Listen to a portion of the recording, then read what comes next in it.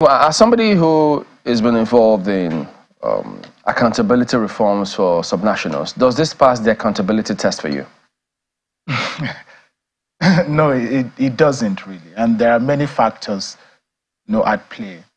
Let me just say that what Mr. Duhati brought out is nothing new from what civil society have been doing for many years.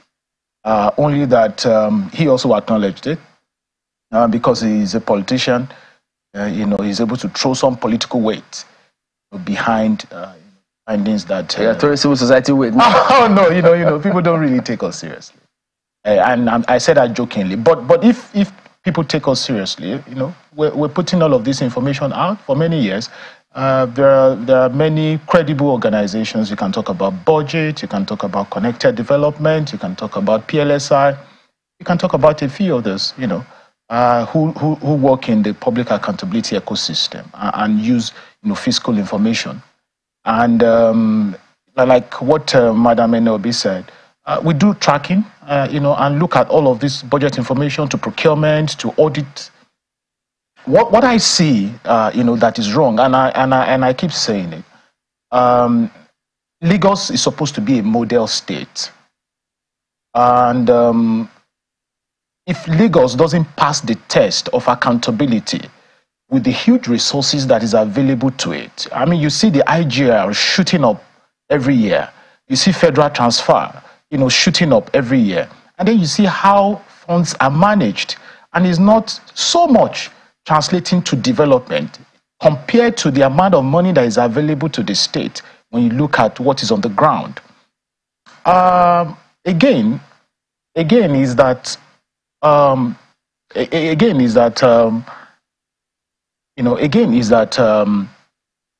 you then look at, for instance, what the state, how the state responded. To our subnational audit efficacy index, for instance, in 2022, which we presented earlier this year, the state came, 18th position and scored 36. So let's have a look at that now. So that was for 2022. Yeah, that was for 2022. And the ranking, you say, it was 18th. 18th position. And the score was 36%. And you could see that the score was very 31. 31%. Out of what is this? 100? Out of 100. Out of 100. And that 18th position is actually because many states also did not perform very well. When you look at the preceding year, which is the 2021, you saw that the state came 35th position. The only reason Lagos State came 18th position in the last assessment was because the Public Account Committee actually responded to some of the information that we requested. But we have started conducting the assessment for the 2023 SA Index, which we will present in the first quarter of 2024. And let me just put it out here. We have received response from over 90%. I mean, 90% of the states. We assess all the 36 states, and over 90% of the states have responded. But Lagos State has not responded. Give us some background in terms of the methodology indicators for this index. So, for instance, what we for the 2022 assessment, we employed 8 parameters. In looking at the parameters, the audit legal framework, and for the audit legal framework, we're looking at the financial autonomy for the Office of the Auditor-General, as well as administrative independence for the Office of the Auditor-General. Lagos State does not pass that test. So you could say that the procurement agency is independent, but is the Office of the Auditor-General independent? And this is the foremost accountability institution that the Constitution recognizes. Section 125 is clear. If we are not practicing democracy, let's know we are not practicing democracy. But the drafters of the Constitution did not envisage that we are going to, at one point, be setting up anti-corruption agencies. And that state will be setting up anti-corruption bodies. Democracy is self-healing. Let nobody talk about that democracy cannot, translate to development. The democracy is self-healing, and all those instruments of development are embedded in democracy. The only problem is that we are not practicing democracy in Nigeria. No. Democracy. Yeah, that is the point. Now, that's the first parameter. So Lagos State does not pass that. the annual report of the Auditor-General that is supposed to be submitted to the Parliament, Lagos State does not pass the test. The Citizens Accountability Report that is supposed to be published annually, Lagos State does not pass the test. The full audit report, not the audited financial statement. I keep saying it everywhere. There are two distinct documents.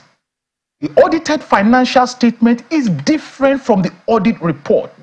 The audit report contains domestic findings of the Auditor-General as to how public funds have been utilized. What you see in the audited financial statement are just breakdown of quantitative data. So they don't give the full budget. They don't upload the full budget. They are there. It's not out. You can ask the Office of the Auditor-General for Lagos State. Where is the audit report for Lagos State for the last 10 years? Can you show us where they are?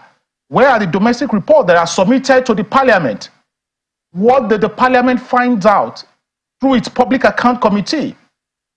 And where are the queries of the Auditor-General on how funds were utilized in Lagos State? I mean, that's the function of the Auditor-General. So is it that this appears to you, based on these parameters, as carefully choreographed? Absolutely. And that's what we're saying, that if we want to see development, whether in any sector, whether in education, health, whatever sector you talk about, you have to look at how public funds, for instance, how public policies are crafted, and from that policy instrument emanates budget documents, procurement information like Mr. Doherty is bringing out, and then audit information. When you is a chain, and all of these leads to something. So, for the avoidance of doubt, if they wanted to disagree with you, what are the criteria that you expect them to meet in order to pass this accountability test? Number one, financial autonomy for the Office of the Auditor-General. We need to see that, and we need to be able to independently verify that the Office of the Auditor-General is getting its funds first line charge from the state's joint account. Move straight. You don't treat the Office of the Auditor-General like a clerk or like a petty cashier. No, that's how it's been treated. Number two, administrative autonomy for the Office of the Auditor-General. The Office of the Auditor-General for Lagos State must be able to hire, fire, discipline, recruit its personnel without any interference at all from anybody. That office is only answerable by Section 125 of the Constitution. The Constitution is supreme. To the House of Assembly through the Public Accounts Committee. It is not answerable to the governor. Yes, the governor can appoint based on the recommendation of the board and then the approval of the State Assembly. But that office is only answerable to the State Assembly. Then again, the annual report of the Auditor-General submitted to the Parliament annually, the full audit report published online, not the audited financial statement. The Citizens Accountability Report published annually. We want to see elements of civil society and media participating in the work of the public accounts and that of the Auditor-General. Those are the elements we want to see. And until we see that, before Lagos State begin to pass the accountability do you test. What about the explanation that the governor is, some consider it an explanation about those figures, saying, look, it's an Excel spreadsheet error, so it shouldn't be taken out of context? I think it was Ayo who was saying that he could accommodate 1 0, 2 zeros. Yeah. But when zeros continue to manufacture themselves, you want to. Again, is that yes, there could be human error in how data are imputed into the spreadsheet, but certainly not that kind of extensive error. If you want to write 20,000, you certainly cannot write 200 million in place of 20,000. So you certainly cannot write 2 billion in place of 2 million. Basic usage. If that figure differs there, you see that bottom. Because before you get to 2 billion, you get to 200 million. And so once you put 200 million, the total figure changes. And then again is that what you are putting must be in conformity with the budget that was approved for that agency. So once you see that, I mean, the way the spreadsheet works is very simple, very, very simple. You can see at a glance. Once you see the agency, the particular agency, there is an approved sum headline. Definitely. And if you see the breakdown, the figures differ. Exactly. So when you put the breakdown at the total, it will differ from the headline. So you'll be able to flag it easily to say, okay, there's an error there. And then you look at the line items, where is the error? So if we're actually diligent and ensuring and trying to ensure that we're actually accountable, these are things that we'll pay attention to. I wanted to also ask you if you, because before now there had been questions as to whether or not or how transparent the Lagos State government was with regards to its budget. I know that you have been very big, and you and PLSI, you have been very big on auditing, and that's where you've done a lot of the work that you've done as civil society. But do you also pay attention to the budget of not just Lagos State government, but other subnationals? No, what do you find? No, absolutely. You see, because before you get to audit, you move to budget. And like I said, before the budget, you look at the policy statement, you look at the policy direction of the government. That's where the budget emanates from. And then you go to procurement, and then come to audit. We look at the budget. And for instance, we see credibility issues around the budget. For instance, you see differences. Now, not just in Lagos State. It's a national problem. It's a national problem. So we're not isolating Lagos. We're only just focusing on Lagos. You said credibility issues. No, certainly. Manipulation or what? No. See, when, for instance, you put up a budget, you know that your capacity to generate revenue, for instance, is maybe 50 billion. Not even, how many states even do 50 billion? Maybe 20, 30 billion. And then your federal transfers, maybe total, maybe 70 billion. So maybe 100 billion, inflows, for the whole year. And then you craft a budget for 300 billion. That gives you a sense. You want to go borrowing. You want to go, and then, you just be, reckless about borrowing and keep borrowing. And then sometimes you don't even get the borrowing, because what is the liquidity of the state to be able to pay back the borrowings? So you then realize that and that's where the problem now is. You then realize that chief executive of state will not now focus on capital spending that is of priority to citizens, because the funds do not come in. And you have crafted the budget in such a way that allows you to spend on operations, to spend on overhead, to spend on salaries, which is of priority, I understand. But when the funds now start coming in, you then pay more attention to that and leave the funds that you've allocated to capital spending with not cash backing it.